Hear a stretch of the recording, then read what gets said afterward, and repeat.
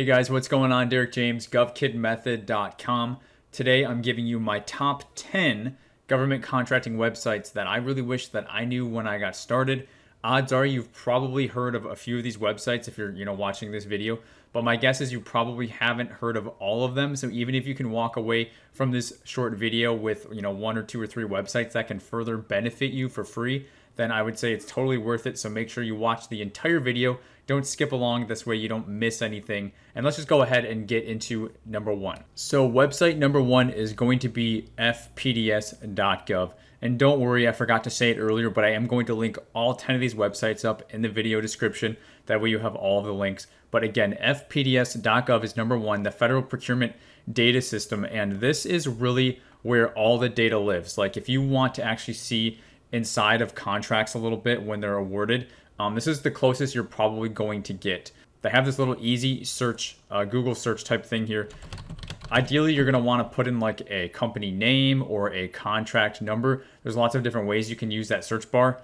I just threw in road salt just as an example. Many of you watching my videos know me from my road salt video and my story. So as you can see, that pulled a whole lot of information up. This is a website that looks pretty archaic, and there's actually been some retirement of the contract data reports that are now moved over to the new SAM.gov. We actually cover that in the new SAM.gov accelerator program that we just launched. So there's some reporting that's been taken out of this, but the rest of the website is still updated and being used and is fully functional, and I still recommend it. And guys, there is a reason why I put this as number one on the list. It's not necessarily number one, but it is higher, and it's something that even if you're watching the beginning of this video and then you click off, do yourself a favor and check out FPDS.gov. So take a look at what you can do here. It's giving you all this information up front, but then you can actually click on this view button. These are, individual awards, individual contract actions. And then once you click on it, look at all this information you can see. Up front, you're hit with a government POC. It could be contracting or it could be some other administrative position, but you're hit with an email address, which is, if you're looking for key intel, that's good to find. They're showing you the dollar value that has been obligated so far on the contract. You get the contracting office agency ID. If you're doing research on agencies, they're giving you more information on the company itself that's doing this. Coming down, it gives you the place of performance, more information on this. So a lot of great information. You can see here, that's why it pulled this. Road salt is the description. So this happened to actually be a road salt contract. If you look in this competition information, I always like to see number of offers received. So they're actually letting you know that they only received 3 offers, guys. And, this company ended up being the one who won. So if you're doing a lot of research or somebody who likes to deep dive into contracts, FPDS can be a really, really great place to do that. Now, there's a host of other things that you can do on FPDS in terms of slicing the data to manipulate those search results, just like you would in SAM.gov. I'm not going to get into that today. Let's go ahead and move into website number 2. So website number 2 here on our list today is SBA.gov. It's an SBA website, believe it or not. So it's SBA.gov/federal contracting. And again, the link is in the description. They have actual resources and information for federal government contractors. This isn't just the generic SBA, this is how you can get a loan, stuff like that, or how to do a business plan. They have a contracting guide and a contracting assistance program area with each one of those, as you can see, 1, 2, 3, 4, 5, 6, 7, 8. And then, all about your set-asides here, probably about another 9 or 10 resources. You're actually going to want to come over to here and drop down and click assess your business here. Then what you're going to be able to do is go through this information. So they're going to turn you on to some websites, kind of like what we're doing today. And as you go through each one of these, they give you a lot more resources, a lot more explanation, how to win contracts, types of contracts. They even get into prime and subcontracting, even governing rules and responsibilities. So some of those regulations that you guys have questions about. The SBA actually has a really good, overview, as well as resources to do a deeper dive in these areas if you have questions. And of course, it's all totally free. So there's a load of information there in the contracting guide. But then if you come over to the contracting assistance programs, I would say specifically if you're looking for information on set-asides, they have individual resources and links for women-owned small business, veterans, 8A, joint ventures, hub zone program, and a few other things in here as well. So for example, if you're looking at, SBA, women-owned small business, or economically disadvantaged women-owned small business, look at all the stuff that they're giving you here. And it's coming from the SBA, so that it is true and you can trust it. So make sure you don't leave the SBA out of your list of resources to check out for government contracting. So website number 3 is USA.Spending.gov. I've done several tutorials with these. I've talked about this in a number of my other YouTube videos. But if you have not checked it out, it's an absolute must. USA Spending is powerful and it really can be your best friend in government contracting.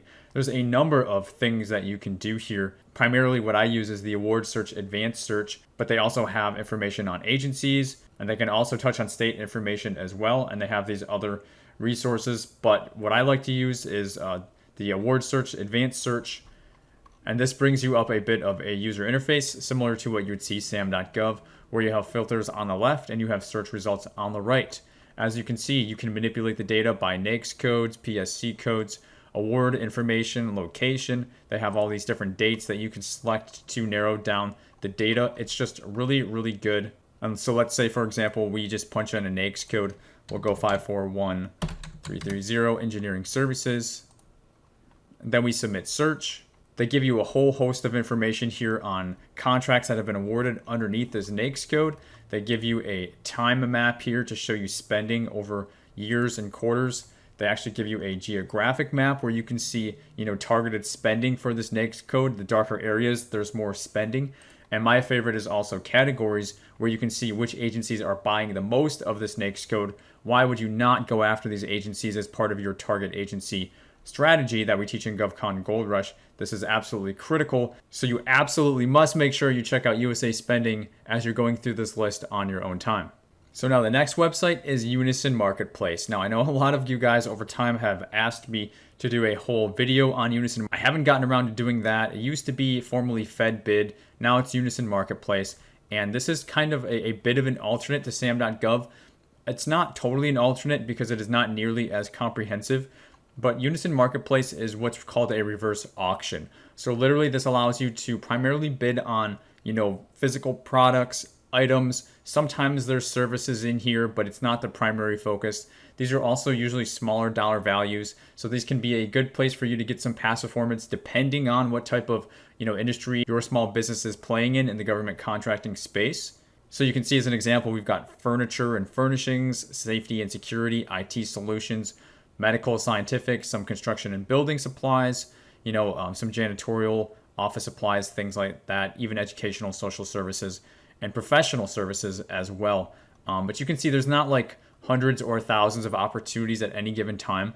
So once you find something you want to bid on and you can, pick from this list, it gives you some basic information and you can see that there's a quantity and then there's each. Really what you're going to go through is a couple of pages and essentially you're going to either submit just a bid.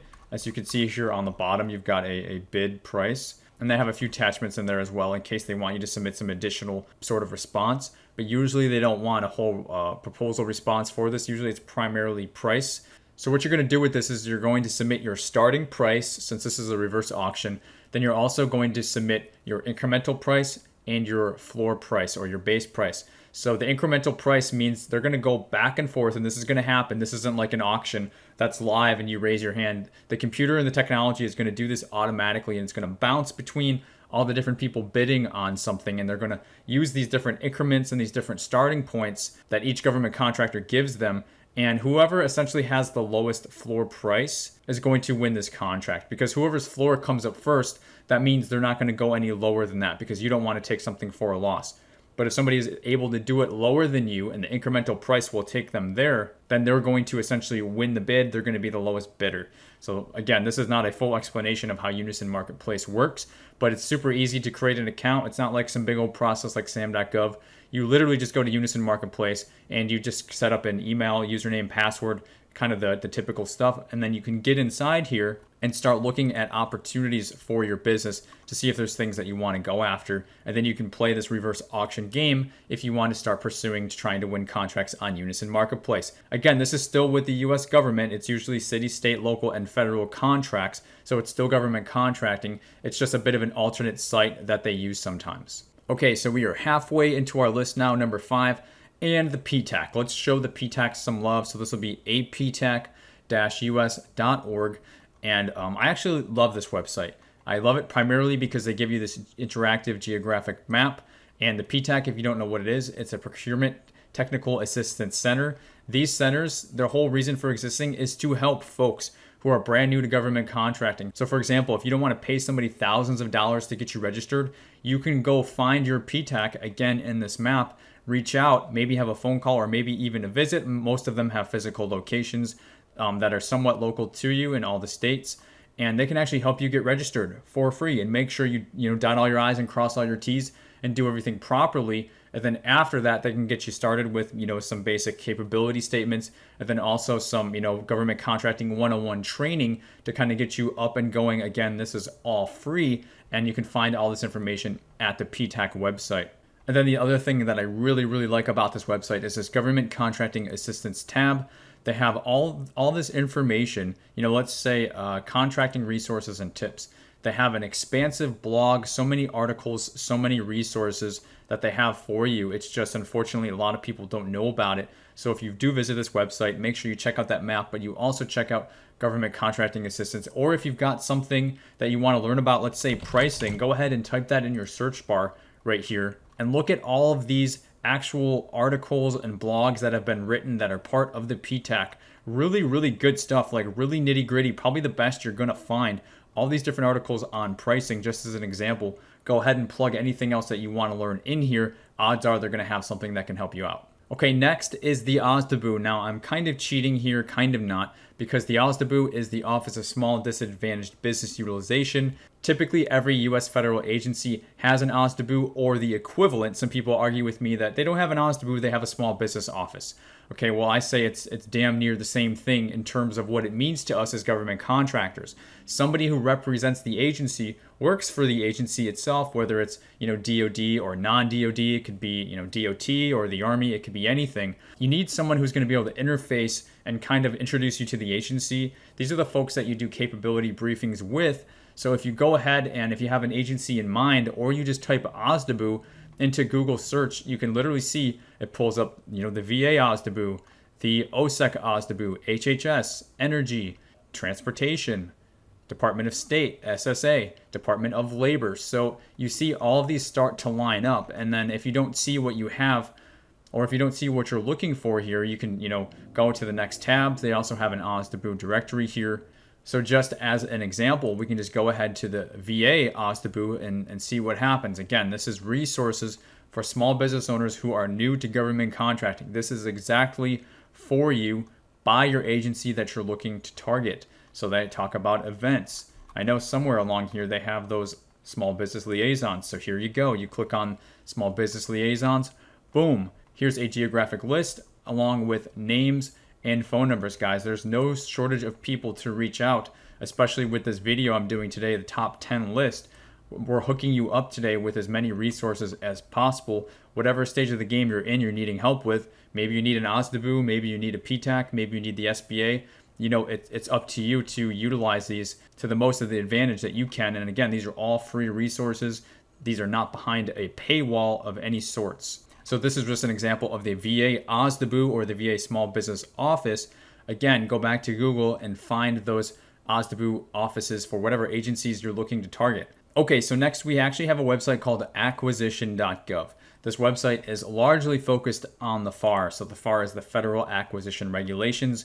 If you ever have any questions about those regulations, those FAR clauses that you see in solicitations, RFPs, and RFQs, you're literally going to be able to look up and find everything in here for a further explanation. Again, this is Acquisition.gov. What you can also do if you scroll down, they have procurement forecasts. So if you're looking for forecasts coming out of your agencies in the future, say it's the Department of Agriculture, they have an agency procurement forecast. They link that up automatically, tie you to that agency's website, and get you set up with the links that you need to take.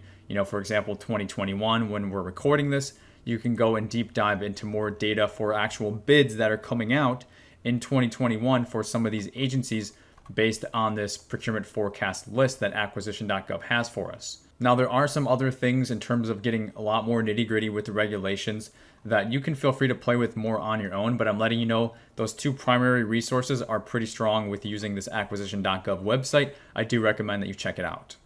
So website number 8 is the Electronic Code of Federal Regulations, ecfr.gov. This is something that can be similar to Acquisition.gov in terms of its use with the FAR regulations. I actually use this website a little bit more, so I wanted to also give you this option and let you know that this was here. What you do is you scroll down to the bottom and it presets at Title 1. If you actually scroll down to title number 48, that is the Federal Acquisition Regulation System title. If you go there, it's going to actually bring up all of the parts that you're going to be interested in. So again, for example, if you're looking at, FAR part blank, and you're looking at something in an RFP or a solicitation, you want to look it up, reference it, you want to know what it means, I do recommend you do that. These parts are going to be super helpful for you because parts 1 through 99 is the actual FAR, the actual Federal Acquisition Regulation. And then the parts after that are the specific breakdowns as they relate to the different agencies. So if this is a Health and Human Services or Department of State, the Department of Labor or the Department of Justice, you can actually go ahead and click on this and it will bring you this list where, again, this is a bit of an archaic system, but as you continue to click, you start to get, deep down until you finally arrive at your answer where they give you the definition and a bit of an explanation of what this is. And honestly, guys, this is going to be helpful for probably a smaller number of FAR clauses, the ones that you're going to want to get familiar with in terms of what's applying to your business. So this is not going to be a resource that you are referring to all the time, but when you need it, I'm just telling you from experience, ecfr is probably going to be the place to go. And once you find yourself in the position of needing to read through this stuff and know what it means, you're going to thank me and know what I mean a lot better. Okay, number 9, we touched on this on another video, but we couldn't leave it out here in our top 10 is the GSA e-library. We touched on this in our pricing strategy video a few weeks back. What you can do is come to the GSA e-library and say, for example, you typed on facilities, clicked on facilities, you find facility services, and then you select whatever category, whatever NAICS is going to be appropriate for you. That's going to pull up a list of contractors that are actually on a GSA schedule. And you can actually click on their price list and their terms and conditions of what they are priced in at. And primarily if you're looking at something for like rates, as you can see here, they're giving a bit of a breakdown for these different labor categories. And then they have the rates that line up with those categories. So really the rates come first. This is their build out rate, guys. This is their all-in competitive rate. But then they give it an example and a definition of what these are so that if you're looking at contracts, you're looking at rates, you're trying to identify labor categories, occupation codes, whatever, well, you can see what your competition is doing, or at least what other competitors in the space are doing that has been won and locked in on a GSA schedule. So you know it's going to be close, right? Yours isn't going to be exactly the same as this, but this very quickly gets you in the ballpark and a lot of the pricing that you may be trying to do, again, depending on what type of industry you're in. So make sure you check out the GSA library and go to this category guide and see if any of these categories can be a fit for your business to get that additional pricing information. All right, guys, I know it's going to be a bit of a wah-wah moment, but website number 10 here is going to be SAM.gov. It is just so powerful, and there's just no way really to conduct a government contracting business without it. If it's a website that you have not familiarized yourself with, you definitely need to come here and check this out. This is where you can search government contracting opportunities, but it is also where you need to go to register your business if you are at the beginning stages of this government contracting journey. And if you're wanting to go deeper into SAM.gov, say you're a beginner to intermediate user, I actually just create a beginner to advanced training called the SAM.gov Accelerator Program. I will link that up in the description for you as well. But this will get you using this website, SAM.gov, like a GovCon expert. Guys, when you're using SAM.gov properly, it should be automatically feeding you opportunities that are a great match for your GovCon business at agencies that are buying the most of what you're trying to sell. That is a machine that works for you. It can be a business development partner for your business, and it's just an automatic software. So if you're wanting to learn more about how to use this website that way, if you're not currently using it up to that capability, make sure you check out the SAM.gov Accelerator Program in the link in the description if you want to be able to do that. So I hope this top 10 government contracting website was helpful for you. In the beginning, like I said, I wish I knew a lot of these websites were here to help me, but I kind of had to just figure it out on my own. So hopefully these help you and you don't have to go through all those same learning challenges and struggles that I did. If you like this video, click the like button. And if you're watching this video and you're not subscribed yet, make sure you subscribe to the channel and click that notifications button so that you don't miss a single video that I create in the future. Now, before we bounce for today, if you want to, make sure you check out this video or this video. And if you liked today's video, let me know in the comments which website of the top 10 was most helpful to you. Until next time, guys, keep grinding, and I will see you in the next video.